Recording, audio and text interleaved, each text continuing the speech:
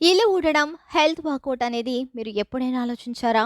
ఆధునిక జీవన శైలిలో మనం ఎక్కువగా కూర్చునే స్థితిలో ఉండే జీవితం గడుపుతున్నాం.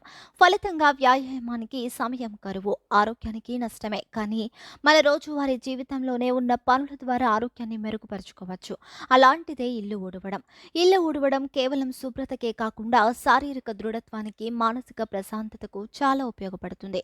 మనం ఊడుస్తున్నప్పుడు వంగడం, లేవడం, చేతులు కదపడం వంటి కదలికలు కండరాలకు పని ఇవ్వడంతో శరీరం యాక్టివ్గా మారుతుంది.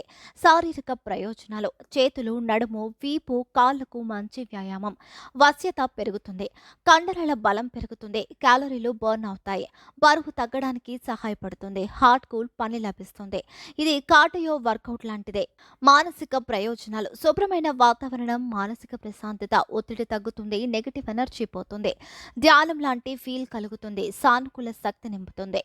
జాగ్రత్తలు: నడుము నొప్పి ఉన్నవారు వంగకుండా కూర్చునే ధోరణిలో ఊడవాలి, లేదంటే సమస్యలు పెరగొచ్చు.